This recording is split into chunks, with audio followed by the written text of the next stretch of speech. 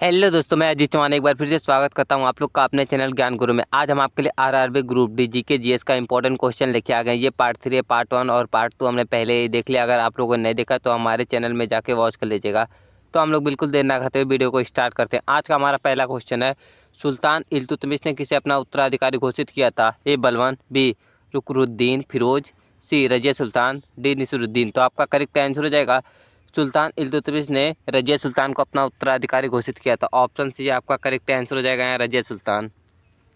Question number दूसरा है, किस मुगल शासक के शासनकाल में ईस्ट इंडिया कंपनी को भारत में व्यापार की अनुमति मिली थी? ए बाबर, बी हुमायूं, सी अकबर, डी जहांगीर। तो आपका करेक्ट आंसर हो जाएगा जहांगीर के शासनकाल में ईस्ट इंडिया कंपनी को भारत में व्यापार की अनुमति मिली थी। ऑप्शन डी आपका करेक्ट आंसर हो जाएगा जहांगीर।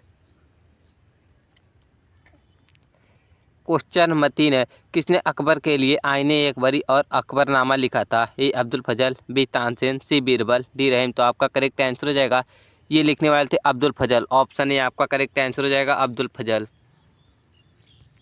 क्वेश्चन नंबर 4 है, किस युद्ध के बाद ब्रिटिश ने बंगाल पर अपना अधिकार स्थापित किया? ए बक्सर का युद्ध, बी पालसी का युद्ध, सी पानीपत का युद्ध, डी टालीकोटा का युद्ध। तो आपका करेक्ट आंसर हो जाएगा ये पालसी के युद्ध में ब्रिटिश ने बंगाल पर अपना अधिकार स्थापित किया था।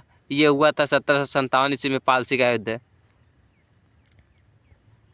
क्वेश्चन नंबर 5 है, परमानेंट स्टेटमेंट किस गवर्नर जनरल ने लागू किया था?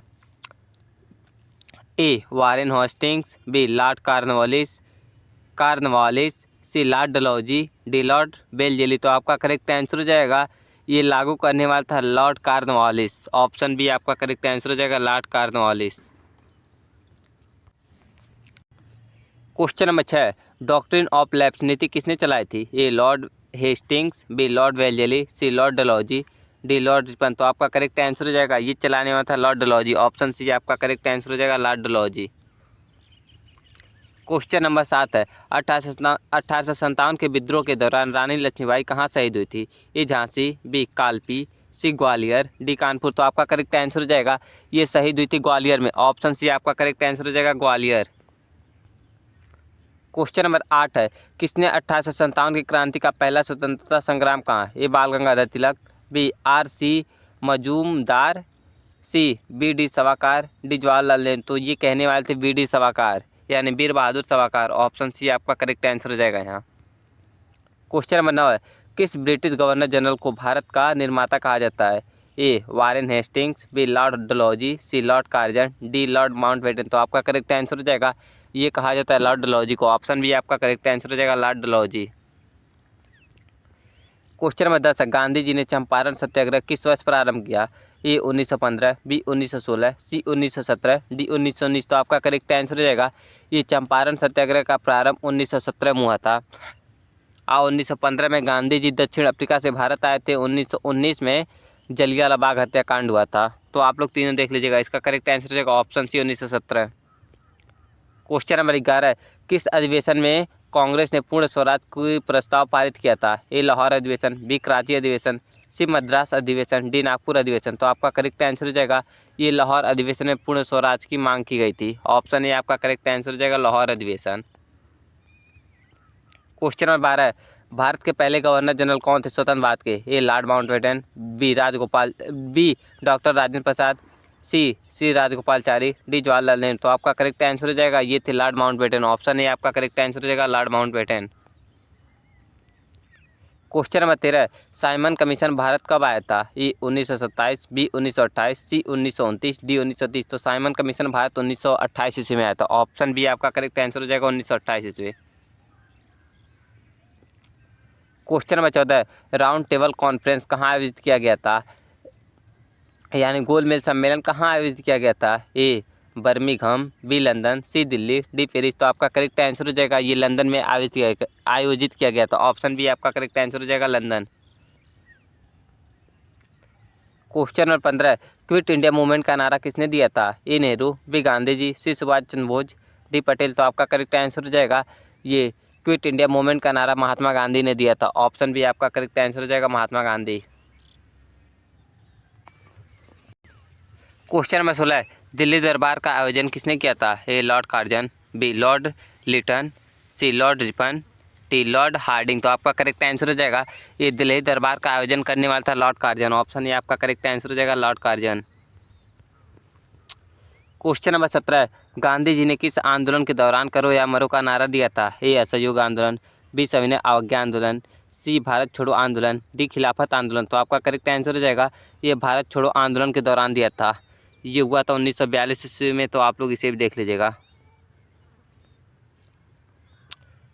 Question number 18 cabinet mission Bharat कब आया था? ये 1942, बी 1945, सी 1946, डी 1947। तो आपका करेक्ट आंसर हो जाएगा कैबिनेट मिशन जो भारत आया था ये आया था 1946 ईस्वी में। ऑप्शन सी आपका करेक्ट आंसर हो जाएगा। क्वेश्चन नंबर 19 है किस वर्ष भारतीय संविधान लागू हुआ? ए 26 जनवरी 1949, बी 26 जनवरी 1950, सी 15 अगस्त 1947, डी 26 नवंबर 1949। तो आपका करेक्ट आंसर हो जाएगा भारत का संविधान लागू हुआ था 26 जनवरी 1950 को। ऑप्शन बी आपका करेक्ट आंसर हो जाएगा यहाँ। क्वेश्चन नंबर 20 है गांधी इरविन समझौता कब हुआ था? ए 1929, बी 1930, सी 1931, डी 1932। तो गांधी जी और इरविन समझौता जो हुआ था ये 1931 ईस्वी में हुआ था। ऑप्शन सी आपका करेक्ट आंसर हो जाएगा यहाँ। क्वेश्चन नंबर 21 है फॉरवर्ड ब्लॉक की स्थापना किसने की थी? ए भगत सिंह, बी सुभाष चंद्र बोस, सी नेहरू, डी पटेल। तो आपका करेक्ट आंसर हो जाएगा फॉरवर्ड ब्लॉक की स्थापना करने वाले थे सुभाष चंद्र बोस। ऑप्शन बी आपका करेक्ट आंसर हो जाएगा सुभाष चंद्र बोस। क्वेश्चन नंबर 22 है सुभाष चंद्र बोस ने आज़ाद हिंद रेडियो कहाँ से शुरू किया था? A Berlin, B Tokyo, C Singapore, D Rangoon. तो आपका करेक्ट आंसर हो जाएगा ये शुरू किया था बर्लिन से। ऑप्शन ए आपका करेक्ट आंसर हो जाएगा बर्लिन। क्वेश्चन नंबर 23 है किसने डिस्कवरी ऑफ इंडिया पुस्तक लिखी थी? ए गांधी जी, बी नेहरू, सी पटेल, डी सावरकर। तो आपका करेक्ट आंसर हो जाएगा ये लिखने वाले थे जवाहरलाल नेहरू। ऑप्शन बी आपका करेक्ट आंसर हो जाएगा यहाँ। क्वेश्चन नंबर 24 है चंपारण मूवमेंट का संबंध किस राज्य से है? ए बिहार, बी उत्तर प्रदेश, सी गुजरात, डी महाराष्ट्र। तो आपका करेक्ट आंसर हो जाएगा चंपारण मूवमेंट का जो संबंध है ये बिहार राज्य से है। ये 1917 में हुआ था। तो आप लोग अच्छे से इसे देख लीजिएगा। ये हुआ था 1917 ईस्वी में। क्वेश्चन नंबर 25 है किस शासक ने खिलजी वंश की स्थापना की थी? ए बलवान, बी अलाउद्दीन खिलजी, सी जलालुद्दीन फिरोज खिलजी, डी इल्तुतमिश। तो आपका करेक्ट आंसर हो जाएगा ये करने वाला था जलालुद्दीन फिरोज खिलजी। ऑप्शन सी आपका करेक्ट आंसर हो जाएगा जलालुद्दीन फिरोज खिलजी। क्वेश्चन नंबर 26 है औरंगजेब के शासन में मराठा शक्ति का नेतृत्व किसने किया था? ए संभाजी, बी शिवाजी, सी साहू जी, डी बाजीराव। तो आपका करेक्ट आंसर हो जाएगा ये करने वाले थे शिवाजी। ऑप्शन बी आपका करेक्ट आंसर हो जाएगा शिवाजी।